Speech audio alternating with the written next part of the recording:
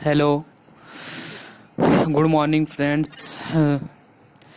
आज हम लोग इंग्लिश का chapter 1 a theme of surgery by James Herriot chapter 1 English supplementary book से डिस्कस करेंगे।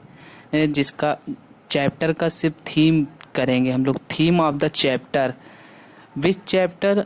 Chapter 1 a theme of surgery written by James Herriot. Theme of the chapter: the story of a team of surgery is about an ill dog named Tricky। ये story जो triumph of surgery लिखा गया है वो एक बीमार जो है कुत्ते के बारे में लिखा गया है। और ट्रिम्प मतलब क्या होता है पहले मैं आपको बता दूं। ट्रिम्प मतलब होता है सक्सेस, विक्ट्री, सक्सेसफुल विक्ट्री। मतलब एक सक्सेसफुल ऑपरेशन। बट इस चैप्टर में ऑपरेशन हुआ ही नहीं है। आप लोग जब चैप्टर पढ़ेंगे तो आप लोग को समझ में आ जाएगा। तो is about is ill dog name as Tricki and his mistress mister Pumphrey. और उनके मिस्ट्रेस का मिस्टर पम्फरी, जो उस कुत्ते की मालकिन थी, वो मिस्टर पम्फरी थी। और the theme of the story is about a blind love which is precious for one whom we love. We love the most. इसमें जो है, जो मिस्टर पम्फरी थी अपने वो कुत्ते से बहुत ज़्यादा प्यार करती थी। उसी के बारे में इस चैप्टर में बताया गया है। In her affection and love for her pet. जो उनका अपने कुत्ते से जो अट्रैक्शन था और लव था, उसके वजह से वो उसको she gave her sweet and food, Horlicks, cream cake, chocolate and etc. उसको उसी के कारण वो हॉर्लिक्स देती थी, क्रीम केक देती थी, चॉकलेट देती थी और ऐसे बहुत सारे अच्छे अच्छे चीज़। As many time as the dog demand this sweet and fatty food made Tricki enormously. जैसे कि एमर मोस्टली फैट हो गया बहुत ज़्यादा इन सब की वजह से। जो मिस्टर इनको देती थी मिसेस पम्फरी स्वीट और ये सब, उसके वजह से वो बहुत ज़्यादा ही फैट हो गया।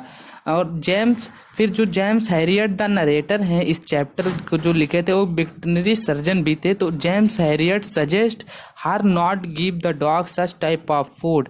तो और जो डॉक्टर थे वो सजेस्ट करते थे मिस्टर पम्परी को कि आप इसको इस तरह का कोई भी फूड ना दीजिए। लेकिन but mister Pumphrey did not follow the narrator advice. लेकिन मिस्टर पम्फरी जो है डॉक्टर का एडवाइस नहीं फॉलो करती थी, क्योंकि वो अपने पेट से जो बहुत ज़्यादा ही लव करती थी, जिसके कारण वो उसको कुछ भी देने से रिफ्यूज़ नहीं कर पाती थी।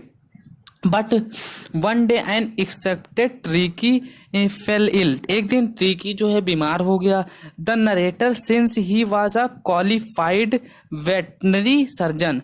तो फिर उसके बाद जो वेटनरी सर्जन थे वो जो सिक डॉग था took the sick dog to his clinic. वो जो अपने वो मतलब मिस्टर पम्फरी के कुत्ते को अपने क्लिनिक ले गए और he kept in the normal diet, made it drink lost of water, is played with other dog. उसके बाद उसको वो सिर्फ मतलब ड्रिंक करने के लिए वाटर ही देते थे। 2 दिन तक सिर्फ वाटर दिए थे। फिर उसके बाद जो है वो कुत्ता जो है खेलने लगा था अदर डॉग्स के साथ। And after a fourth night मतलब 2 वीक्स के बाद इट बिकेम हेल्दी अगेन। फिर वो 2 वीक के बाद फिर से वो मतलब हेल्दी हो गया था पहले की तरह। फिर उसके बाद when mister Pumphrey got Tricki back she was so happy. उसके बाद मिस्टर पम्फरी जो है उसको मतलब बहुत खुश हुई और अपने घर लेके गई। उसके बाद she thought the narrator had done some surgery on its. फिर उसके बाद जब मिस्टर पम्फरी जो है कि बहुत ज़्यादा खुश हो गई थी, क्योंकि उनका जो डॉग बहुत एकदम अच्छी तरीके से ठीक हो गया था। उसके बाद वो सोचती हैं कि नरेटर जो किए हैं सर्जरी, वो बहुत ही ग्रेटिट्यूड वॉइस में वो सेड करती है, this is a triumph of surgery. मतलब इसका क्या है कि यही है पूरे चैप्टर का थीम। और जो इस चैप्टर का थीम है इसमें टोटली यही बताया गया है कि कोई भी चीज़, वो फूड हो या लव हो या कुछ भी, फ्रेंडशिप, ज़रूरत से ज़्यादा कुछ भी हो तो वो हार्मफुल हो जाता है किसी के लिए भी। इसीलिए हमें हर चीज़ बिल्कुल मात्रा में देना चाहिए, ना कि ज़्यादा ना और ना ही कम। सब चीज़ जो है बिल्कुल हमें बैलेंस डाइट में, चाहे फूड हो या कुछ भी हो, बिल्कुल बैलेंस डाइट में हमें उसको देना चाहिए, ना कि बहुत ज़्यादा ना ही बहुत ही कम।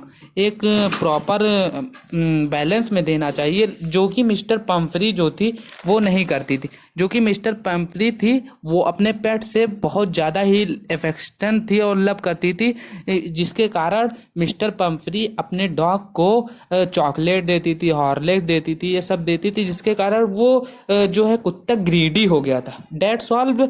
आप लोग वीडियो देखिए और ना समझ में आए तो कमेंट करके हमसे ज़रूर पूछिए। Thank you.